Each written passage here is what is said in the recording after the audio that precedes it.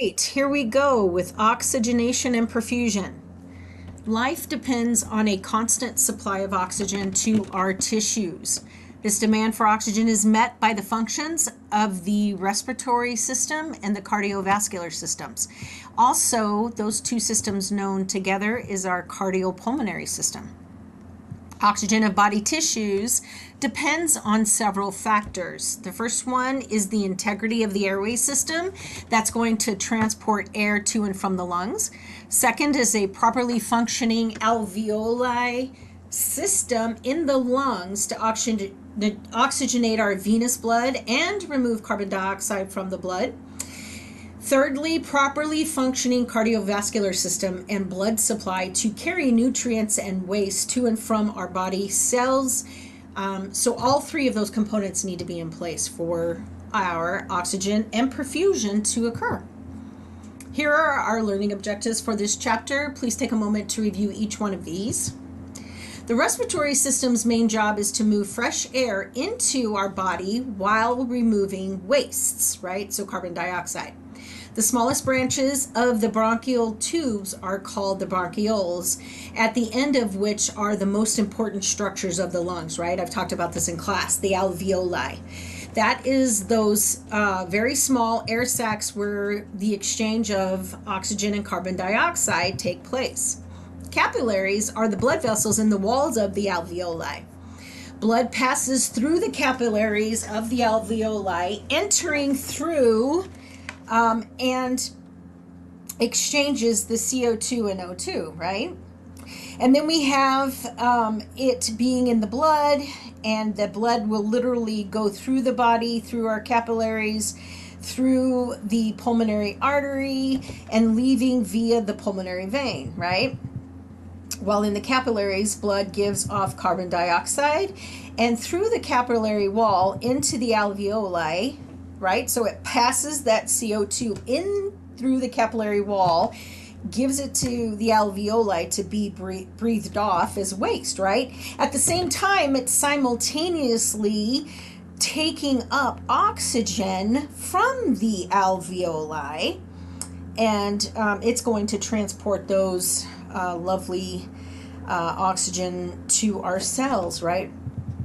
Cardiovascular system and blood supply carry nutrients and wastes again to and from our body as necessary to ensure that we stay oxygenated and that we get rid of our waste byproducts, right?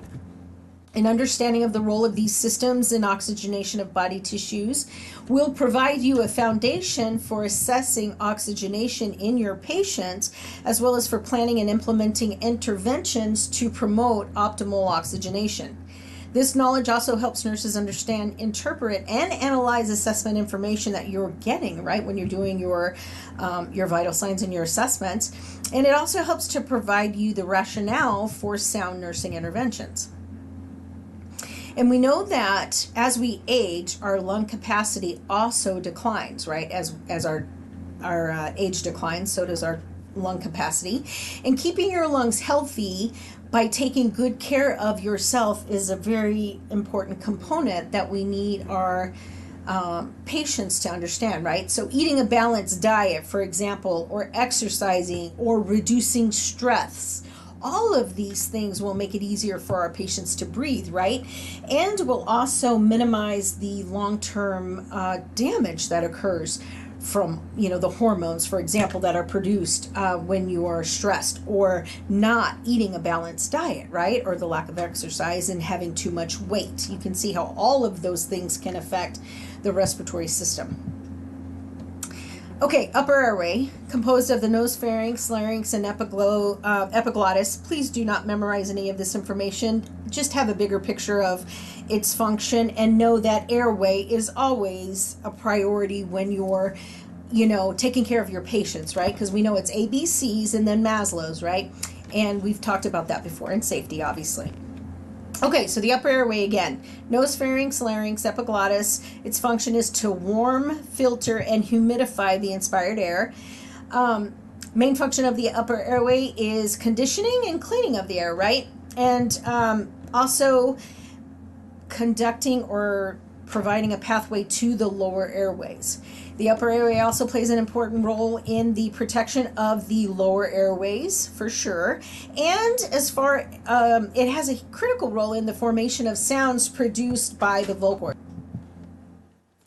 The lower airway, again, don't memorize the information, just have a bigger understanding, known as the tracheobronchial tree, includes the trachea, right and left main stem bronchi, segmented bronchi, and terminal bronchioles. The major functions are conduction of air, muscociliary clearance, right? So clearing out your mucus, and production of pulmonary surfactant, right? So that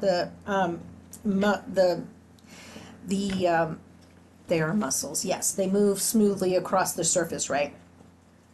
These structures pull in air from the upper respiratory system. They absorb the oxygen, and they're responsible for releasing the carbon dioxide, right? That's the exchange that's occurring at that level. Pictured here are the organs of the respiratory tract. A is an overview.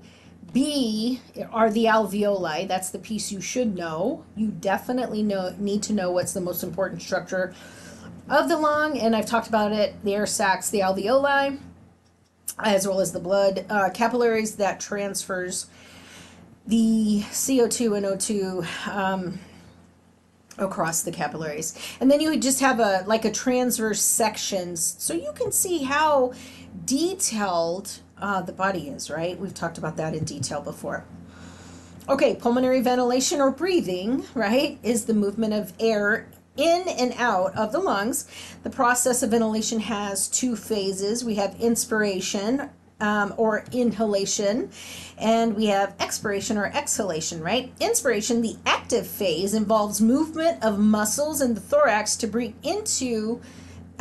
air into the lungs itself, right? And then expiration, or the passive phase, is the movement of air out of the lungs. Inspiration occurs when the lung pressure is decreased below atmospheric pressure, thus causing the air to move into the lungs. And then expiration, on the other hand, occurs when the lung pressure is increased above atmospheric pressure, and that pushes the air out of the lungs, right? And that's an important concept to, you're not going to be asked that on a test necessarily, but it is important to understand. Well, you might be asked a question in HESI about the negative pressure, right, that occurs compared to atmospheric pressure. So remember, atmospheric pressure is what's on the outside of our body, right? But what keeps the lungs inflated in your chest is that it's negative pressure, right? And that's what keeps it inflated. So if you ever have some trauma and that area is disturbed, let's say you have, you're in a car accident and something comes through the windshield and disturbs that negative pressure, and you have, a piece of metal's protruding out then your lung is going to collapse, right? It's going to disturb that a bit. Inspiration is the phase of ventilation in which air enters the lungs. It is initiated by contraction of the inspiratory muscles, or your diaphragm, right? It's literally your diaphragm. Remember from A and P, it flattens, right? So extending the inferior dimension of the thoracic cavity. So as a result, your body will be able to inhale air, right? And then the external intercostal muscles that elevates your ribs and sternum, extending the anterior posterior dimension of your thoracic cavity, right, allowing for expansion of that area. And this is the action of your inspiratory muscles, and it results in an increase in the volume of the thoracic cavity, which makes sense because we need more space to inhale the air, right? And then as the lungs are held against the inner thoracic wall by the pleural seal, they also undergo an increase in volume, like we said, to provide room. Increase in lung volume results in a decrease in the pressure within the lungs themselves. The pressure of the environment on the outside of the lungs is now greater than what is inside the lungs, meaning air can move into the lungs down that pressure gradient. So don't memorize all of that pressure gradient information. What we want you to get from that is that there are a lot of variables that are involved in that, right? And Therefore, it's like many things in the body, right? It's a complicated process. So if any piece of that is disturbed, then it will potentially cause problems, right? And that's what we're going to see. Expiration, again, is the phase of ventilation in which air is expelled out of the lungs, and it is initiated by the relaxation of the inspiratory muscles. So the diaphragm's literally going to relax and return to its resting position, thus reducing that superior inferior dimension of the thoracic cavity, right? And then also the external intercostal muscles are going to relax and depress the ribs and sternum, reducing that anterior posterior dimension. And the relaxation of the inspiratory muscles results in a decrease in the volume of the thoracic cavity, right? And that elastic recoil of the previously expanded lung tissue now allows them to return to their original size. How awesome is that? And a decrease in lung volume results in an increase in the pressure within the lungs themselves. And the pressure inside the lungs is now greater than its external environment, meaning air now can move out of the lungs down that pressure gradient. Again, no need to memorize that last piece of it, but have a bigger understanding of how in-depth breathing can get, right? Okay, so here is the gas exchange in the alveoli, okay? The greater pressure of the oxygen in the air inhaled in the alveoli causes the oxygen to move into the capillaries, which contains unoxygenated blood. The carbon dioxide in the returning venous blood moves from the capillaries, the area of greater concentration, into the alveoli, which is an area of lesser concentration, right? So again, this is just review from anatomy and physiology on how air and carbon dioxide move across that. Factors influencing the diffusion of gases in the lungs. So the factors that determine how rapidly a gas will pass through a membrane are, first, the thickness of the membrane itself, and 2, the surface area of the membrane, 3, the diffusion coefficient of the gas in the substance of the membrane, and 4, the partial pressure difference of the gas between both sides of the membrane, right? Between the two sides of the membrane. Now, why do we talk about this? Well, because when you have disease processes, for example, so many, right? But for example, COPD, there will be a change in one of those 4 variables that makes it more difficult for the oxygen and carbon dioxide to move right between the membranes. So again, the thickness of the respiratory membrane occasionally will increase, right? For instance, as a result of edema fluid in the interstitial space of the membrane, as well as the alveoli, so that the respiratory gases must then try to diffuse through all of that, right? Through that huge membrane, but also through the fluid. So not only is it trying to go through the membrane, which it usually does, and it does go through that, right? But now we have all this excess fluid. So you can see how that's a problem, right? Also, some pulmonary diseases like fibrosis of the lungs, which can increase the thickness of some portions of the respiratory membrane, makes that difficult, right? And sometimes impossible for anything to fuse across it. Because the rate of diffusion through the membrane is inversely proportional to the thickness of that membrane, that the factor that increases the thickness, and when we're talking about cystic fibrosis, we're talking like 2 to 3 times thicker than the normal value of it, right? You can see how that can interfere significantly with normal respiratory exchange of gases, right? So these are the kinds of things that's occurring, and then that brings them into the hospital for exacerbations, right? In emphysema, many of the alveoli coalesce with dissolution of the alveolar walls, right? So you have this dissolution of the alveolar walls. Therefore, the new alveolar chambers end up being much larger than the original alveoli. But the total surface area of the respiratory membrane is often decreased as much as 5-fold because of the loss of the alveolar walls. So you can see how that can be a huge problem with this patient population, right? When the total surface area is decreased to about 1/3 to 1/4 of its normal size, the ability to exchange gases through the membrane is impeded to a huge significant degree, even under resting conditions, right? That's why you'll see these patients sometimes even being short of breath when they're not active, when they're just resting. So the diffusion coefficient for transfer of gases through that respiratory membrane literally depends on the gas's solubility in the membrane, and remember, inversely on the square root of the gas's molecular weight.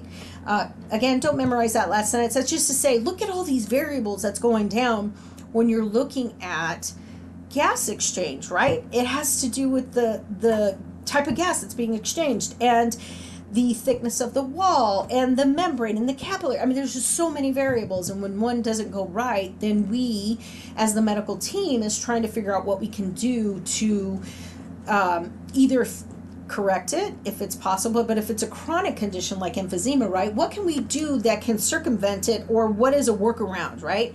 And that's where all of our interventions and meds come into place, right? Okay, so let me see. Go to the next one. Transport of respiratory gases. Okay, so oxygen is carried through the plasma and our red blood cells, right? It is dissolved in the plasma, but because oxygen is insoluble in liquids, little oxygen is carried in this way, right? The majority of oxygen is carried by the red blood cells. Right, so we do have, the plasma has oxygen in it, but again, it's insoluble in liquids. So we get our oxygen through the red blood cells, right? The hemoglobin in red blood cells has a strong affinity for oxygen, and that's why it's a great transporter. So about 97% is carried in the hemoglobin as part of the oxyhemoglobin configuration. Hemoglobin also carries carbon dioxide easily in the form of carbohexyglobin. You don't need to memorize that, but just know that the red blood cells do carry CO2 as well. Once the red blood cells reach the tissues, internal respiration must occur, right? Internal respiration is the exchange of oxygen and carbon dioxide between the circulating blood and tissue cells. And then again, any abnormality in either the blood components, internal respiration, tissues, all of that can affect that exchange, right? So again, very complex system where one thing goes wrong, and then we have to figure out exactly which piece of that exchange is going down and going wrong, because how can we fix it if we don't know what the underlying factor is, right? Okay.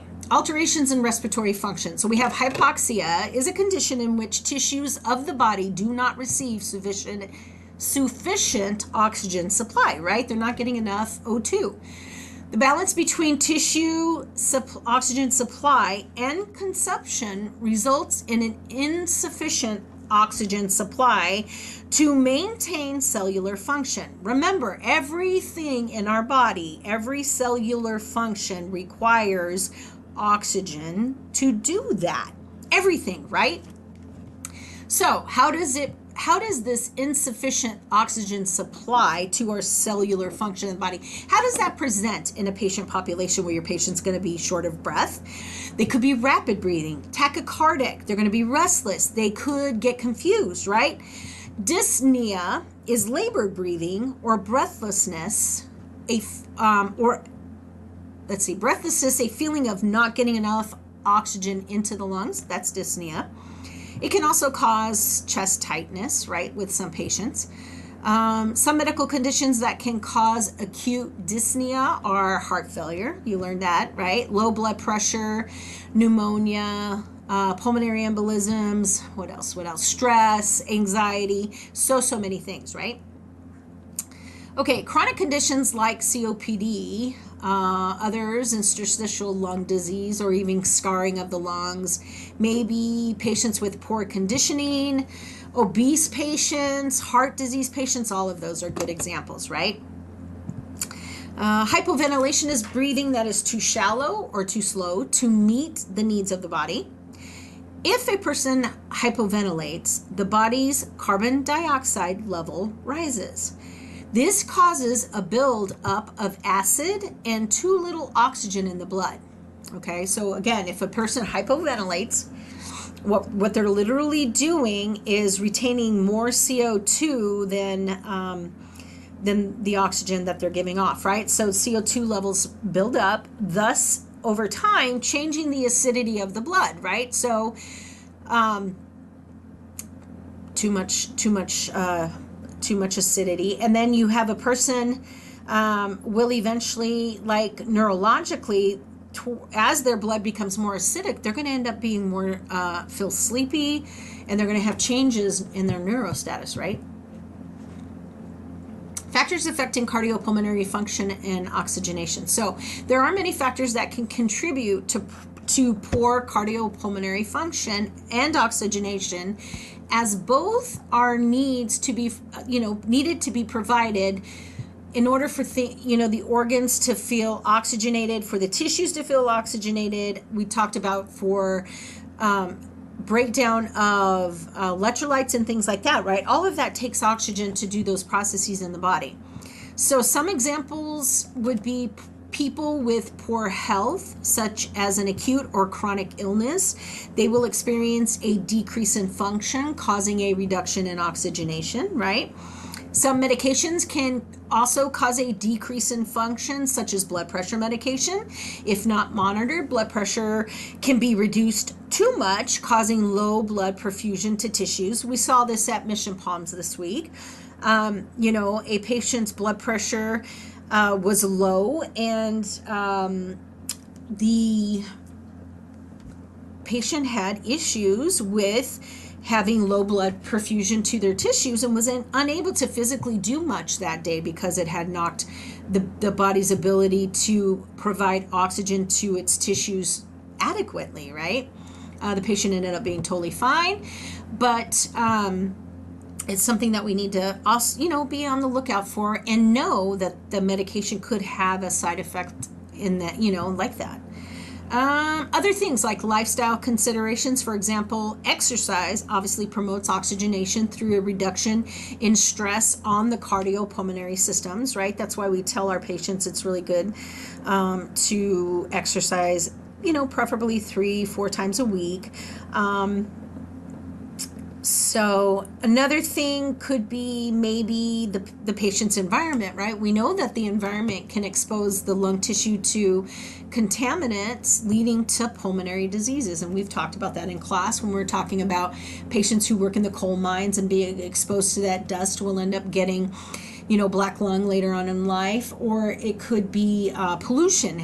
There's been a direct evidence-based practice linked to some New York and some major cities in California that has led to lung tissue damage because of the pollution they're being exposed to. So all of these are factors, right?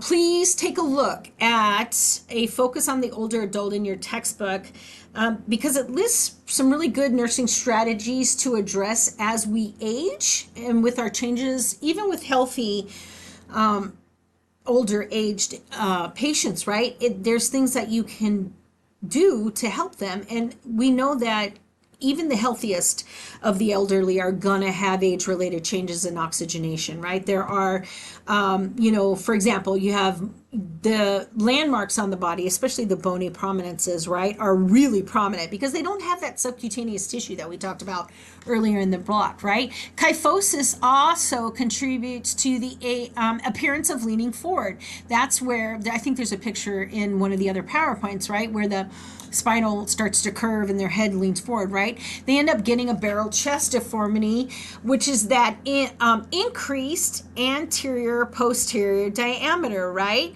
And then we have tissues and airways are more rigid. The diaphragm moves less efficiently, so breathing in and out becomes more difficult. They also have, obviously, an increased risk for disease, especially pneumonia, and we talked about this in class too, right? Even aspiration pneumonia, they can't even clear out the fluid that collects in the lungs. Sometimes it's difficult for them to clear out, right? So it could just be pneumonia from the inability to clear those lungs out. All kinds of stuff, right? Lots of exacerbations. Okay, health history. So the patient's health history is an essential component for assessing the cardiopulmonary function and the patient's ability to maintain adequate oxygenation of their tissues, right? This information can be obtained either from the patient or a family member, friend, whoever happens to be, closest to the patient, right?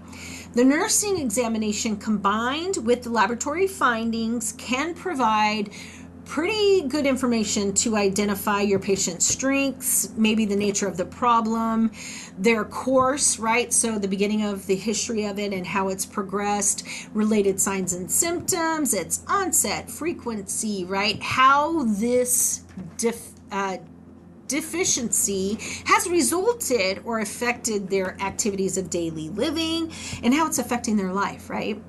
The nurse decides based on these findings what problems can be treated independently by the nurse, right? And we'll go ahead and do those. Other problems also will be referred to, if they're dependent, it would be like the physician for their dependent pieces, right? Give us meds. Other collaborating professionals like PTOT, those kinds of things, right? The nursing history, an important clinical tool in the early steps of the nursing process, also includes a cardiopulmonary component, right? The information gathered provides data about why the patient needs nursing care and what kind of care is required to maintain sufficient oxygenation of the tissues. Interview questions help identify current or potential health deviations, actions performed by the patient for meeting their cardiopulmonary needs, as well as the effects of those actions, right? They also help identify any contributing factors, the use of any aids to improve oxygenation, and the effects of health problems on the patient's lifestyle, their relationships, all kinds of stuff, right? Okay, so assessment of the respiratory system. So you're going to go back to when, like, a couple first weeks of class when we did our cardiopulmonary assessments of our patients, right? We're going to inspect their general appearance. We're going to look head to toe, look for any cyanosis, pallor, shiny skin, structural abnormalities of the chest. We're going to look for that increased anterior posterior dimensions, right? Kyphosis, all of that. We're going to look at the respiratory rate, their rhythm, the depth. Are they breathing harder, right? Softer? Is it shallow? Is it a good deep breath? All of that. We're going to palpate their skin for temperature. We're going to look at their chest expansion. Does each side rise and fall together? Are they tender anywhere? Are there masses? Are there pulsations, right? We're going to look and percuss to assess the position of the lungs, the density of lung tissue. We're going to auscultate breath sounds. All of these things, right? You should be practicing in the clinical setting too, right? And getting to know how to do a really thorough assessment of your respiratory status of your patient, right? Auscultation of lung assesses airflow through the respiratory passages and the lungs. So you want to listen for normal as well as abnormal lung sounds. Normal breath sounds include vesicular, which are low-pitched, soft sounds heard over the peripheral lung fields. Bronchial are loud, high-pitched sounds heard primarily over the trachea and the larynx. Bronchovesicular are medium-pitched. They kind of have blowing sounds heard over the major bronchi. You're going to auscultate as the patient breathes in slowly through an open mouth.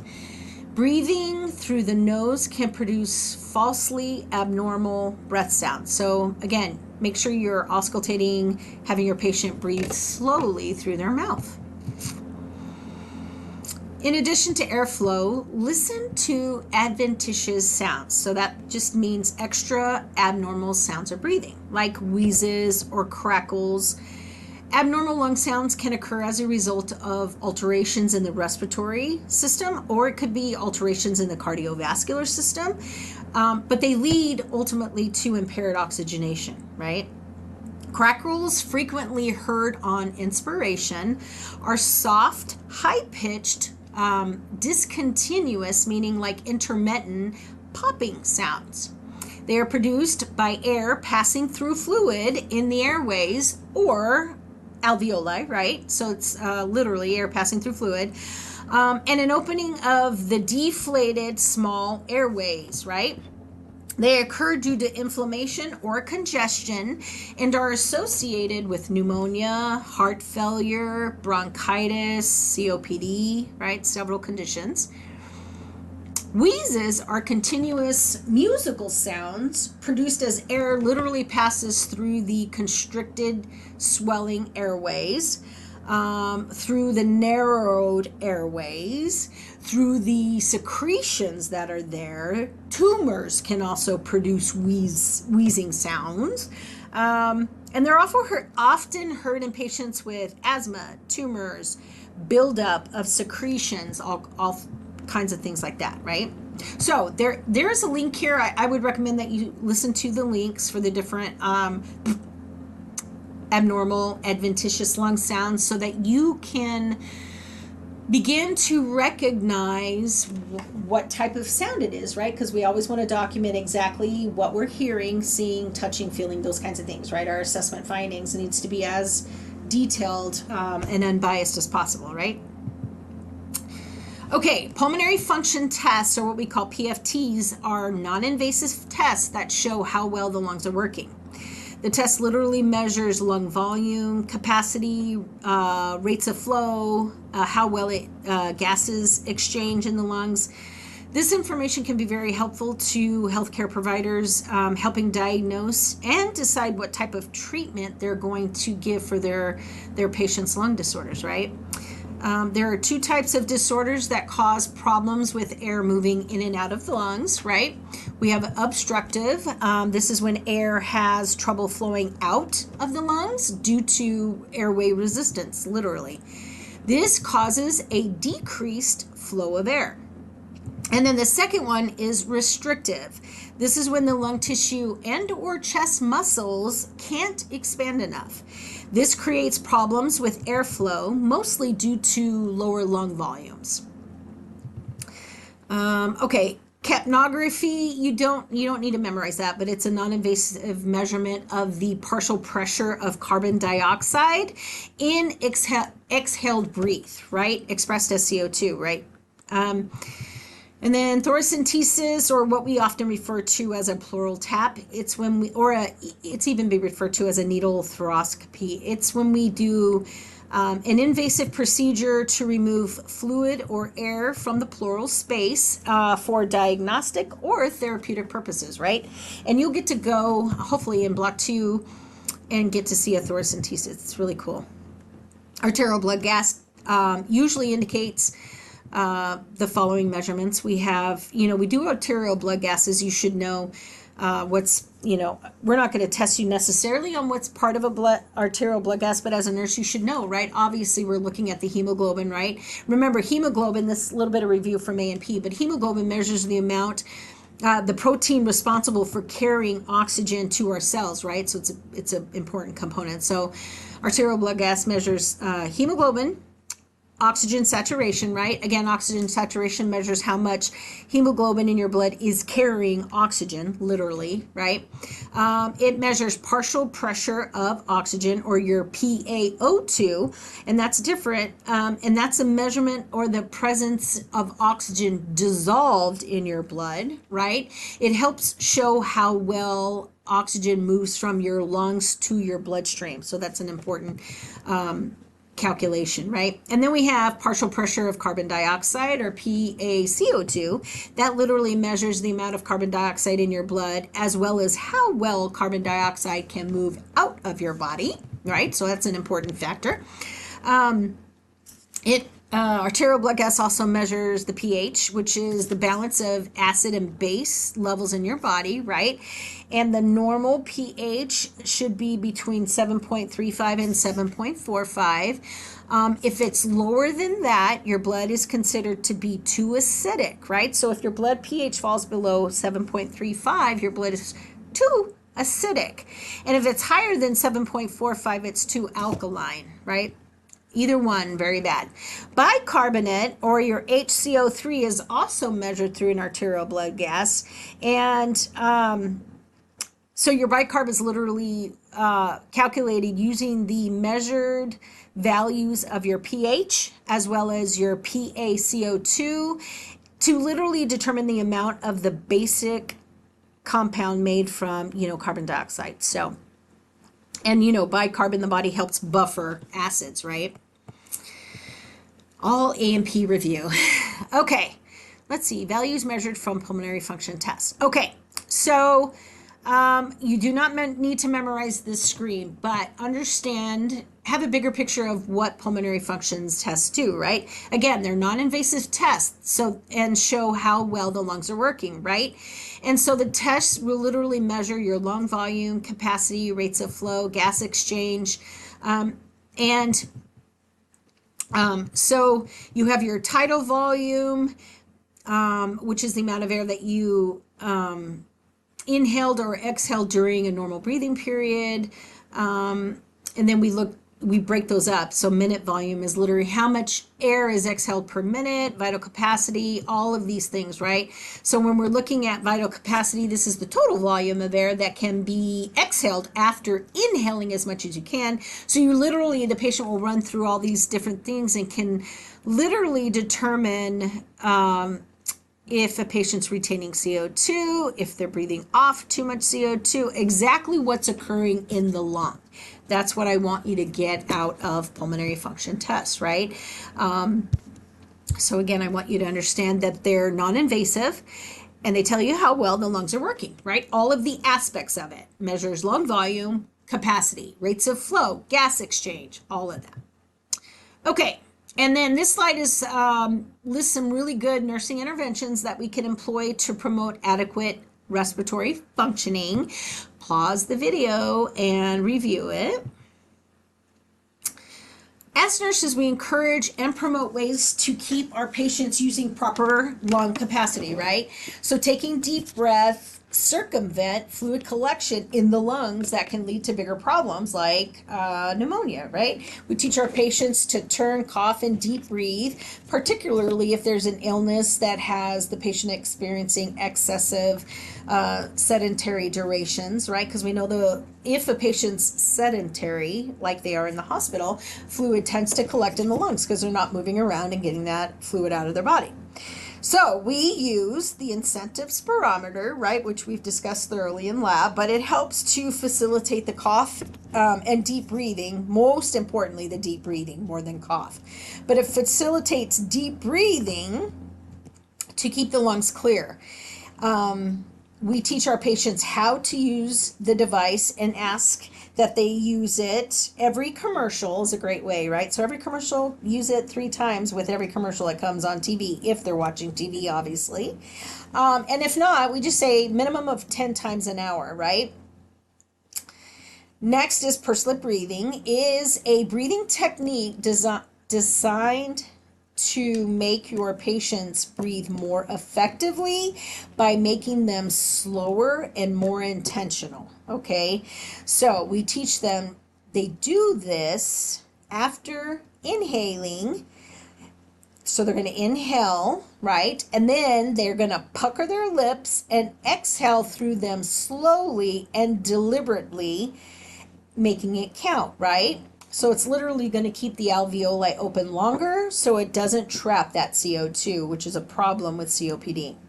Pursed-lip breathing gives them more control over their breathing, again, which is really important with lung conditions like COPD. So it's like in the hospital, we'll usually say, okay, smell the flowers, blow out the candles, right? That's what we almost always say to them. So you inhale through your nose, and then you're going to exhale, again, through your pursed lips, slowly and intentionally. Okay, diaphragmatic breathing is what we refer to as belly breathing and involves fully engaging the stomach or abdominal walls, muscles, and the diaphragm when the patient's breathing. So this means actively pulling the diaphragm down with each inward breath. In this way, diaphragmatic breathing helps the lungs fill more efficiently and to their fullest capacity. People don't realize that, that they're breathing way shallow, and then when you teach them to put their hand on their diaphragm and feel that, you get such a more quality breath. Interventions to promote patient comfort are an important part of nursing care for patients with alterations in their cardiopulmonary function. Promoting proper positioning, adequate fluid intake, humidification of inspired air, especially if they're on higher flow of oxygen, appropriate breathing techniques, all of these things are used to maximize the patient's sense of well-being, right? And to promote better oxygenation to their tissues. In addition, we're going to encourage our patients to pace physical activities and not overdo it, and to schedule frequent rest periods to conserve their energy, right? Proper positioning is important to ease respirations. The proper position for breathing is a position that allows free movement of the diaphragm and expansion of the chest wall. Alternately, sitting in a slumped position permits the abdominal contents to push upward on the diaphragm, decreasing lung expansion during inspiration. So keep that in mind. Make sure they're not scrunched in like that. People with dyspnea and orthopnea are most comfortable in a high Fowler's position because accessory muscles can easily be used to promote respiration, right? Research has demonstrated that in patients with pulmonary disease who are acutely ill, for example, those that have acute respiratory distress, it would help turning to the prone position on a regular basis. In this position, the posterior sections of the lungs are better ventilated and perfused, right? And it's not something that one would think would be beneficial, right? So it took a while to figure that out. But once we did, we've been doing it now for decades. So we prone our COVID patients regularly, right? Oh, and this did recently with COVID, we didn't realize in the beginning that it would be beneficial, like we have for our previous patients, to prone them, right? So we did figure that out, shortly into the pandemic, that proning them regularly on a schedule, literally, helped with their healing times, reducing that healing times and their overall, health of them. It helps keep their secretions thin if you also encourage drinking 2 to 3 quarts, which is like 2 to 3 liters, right, of fluids daily, a little less. Fluid intake should be increased to the maximum that the patient's health status can tolerate. So obviously, as you know, because we've had heart failure already, if they have problems with their heart, clearly we can't push too many fluids. But you want to push as much as you can because it does thin secretions and make it easier for them to expel them, right? Also, increased fluids are needed, as you know, for patients who have elevated temperature. We discussed this in lab, in class. And we also discussed that breathing through the mouth also will increase the amount of fluids that they need as well, right? Because it's drying. Or if they're coughing or losing body fluids in other ways, that we need to replenish those losses, right? Providing humidified air. So inspiring dry air removes the normal moisture in the respiratory passages that protects against irritation, infection, all of those things, right? And this is especially troublesome for patients who cannot breathe through their nose. So when air humidity is low, it may be necessary to humidify the air with room vaporizers or humidifiers, right? Electric vaporizers that produce steam or cool mist are also useful. But neither device has been demonstrated to have greater therapeutic value than the other. So they're equally helpful, basically. Chest physiotherapy may help loosen and mobilize secretions, increasing the amount of mucus that a patient can clear, right? This is especially helpful for patients with large amounts of secretions or ineffective cough reflex. Chest physiotherapy includes percussion, vibration, postural drainage, Usually done by a physical therapist or respiratory therapist too, or nurses who have this specialized skill. We had somebody in our floor in the ICU that went through training by the hospital and would go around and do it on our patients. All right, our wonderful medications. So, inhaled medications can help to open airway passages and promote better ventilation throughout the body, right? Bronchodilators are often referred to as rescue inhalers or rescue meds. They are medications that open or dilate the airways or our bronchioles of the lungs, and they do this by relaxing the bronchial muscles, and thus it allows people who have difficulty breathing to breathe better, right? With the use of a nebulizer, patients can inhale their prescribed medications directly into their lungs, giving them fast relief from inflammation and allowing them to breathe easier. Inhaled respiratory medications are often taken by using a device called a metered dose inhaler. Metered dose inhaler is a pressurized canister of medication in a plastic holder with a mouthpiece. When sprayed, it gives a reliable, consistent dose of medication into that canister, right? Dry powder inhaler is a type of inhaler commonly used to deliver medications such as inhaled corticosteroids that go into the lungs, right?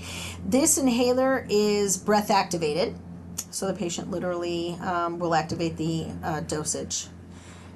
This medication is released only when they take a deep, fast breath through that inhaler, right? So deep, fast breath. And again, this is different than the metered dose inhaler that literally will push the medication into the patient's lungs, right? Medication. So we have cough suppressants, right? So literally, what's cough suppressant? Cough suppressant therapy, previously known and may still be known as antitussive therapy, right, incorporates the use of pharmacologic agents with mucolytic effects, right? So it reduces the amount of mucus and reduces the cough reflex, right? So it's inhibiting literally the cough reflex. The intent of this type of therapy is to reduce the frequency and or intensity of coughing and mucus production, and are usually used on a short-term basis. Let's see, expectorants. An expectorant is a type of cough medicine used to help clear phlegm or mucus from the patient's airway. They can take an expectorant to help relieve congestion if, for example, they have the cold or even the flu, right? Expectorants are available as standalone meds or as an ingredient in a all-one, there are those all-in-one cold medications or all-in-one flu medications sometimes. They're part of that. So that's one of the things we got to tell our patients when they go to get medications is be careful and not overdose by taking several that have both in them, right? Next is lozenges. So throat lozenges are usually small, typically medicated tablets intended to be dissolved slowly in the mouth to temporarily stop coughs, to either lubricate or soothe irritated tissues of the throat, or possibly, from the common cold or influenza, things like that. Bronchodilators, again, are rescue inhalers, like, for example, albuterol, type of medication that makes breathing easier by relaxing the muscles in the lungs and widening the airway or the bronchi, right? The bronchiole.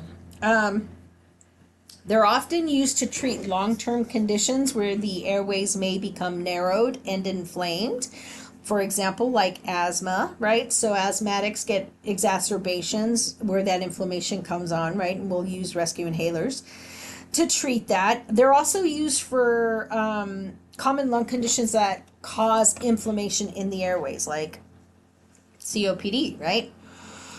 Next on the list is mucolytics, for example, like guaifenesin. So these aid in the clearance of mucus or sputum from the upper and lower airways, including the lungs, bronchioles, as well as the trachea, right? We get mucus that gets stuck there too.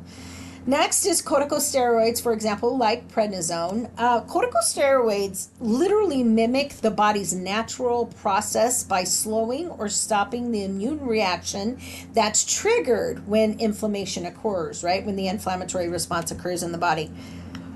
Corticosteroids have been shown to be so effective for managing inflammation that they're used for a number of conditions with our patients, including COPD, right, and asthma. Antihistamines relieve stuffy heads, watery eyes, sneezing, and they do that by drying up secretions, right? Although effective at relieving these symptoms, antihistamines can dry the air passages too much, making breathing difficult, as well as causing difficulty coughing up excess mucus, right? So we got to educate our patients about that side effect. But they're great if someone has a lot of, like their body has a huge reaction to seasonal allergies and things like that, right? So some examples would be I always slaughter this word. It's Claritin, and the generic is Loratadine, Loratadine. Then we have Cetrizine, which is Zyrtec, right? Those are two examples. And then finally, a leukotriene receptor antagonist is a group of meds that can help prevent breathing problems associated, again, with allergies, asthma, COPD. And one example would be montelukast, right?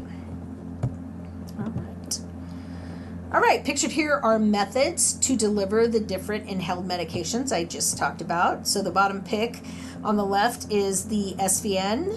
And then you have the spacer up above, your metered dose inhaler top left, and then your corticosteroid inhaler to the right. Okay, so oxygen delivery systems. We discussed oxygen delivery systems in detail already in the labs. So again, please go back and review that information because it's going to be included, as part of the questions in your test. So when providing oxygen therapy, be sure to reduce the chances of producing a spark, as oxygen is extremely flammable, right? Teach patients about the dangers of oxygen and smoking. You'll be surprised at how many patients don't believe you that if they smoke with their tank on, that they could blow up, themselves and their neighbors. We also must teach them to avoid using petroleum-based lip moisturizers because some people in the past have caused major burns on the face from it. So let's encourage them not to do that, right? Avoid using oils as well because oils tend to ignite spontaneously. Avoid wearing synthetic fabrics because they build up electricity, which can spark oxygen and cause a fire. All of those things, right? The American Heart Association uses the letters CAB, compressions, airway, breathing, to help people remember the order to perform the steps of CPR, to emphasize the importance of compressions over rescue breaths. This slide details some expected outcomes from nursing interventions to provide oxygenation in a patient that may be compromised, right? So pause the video, read through them, and this is the end of this chapter.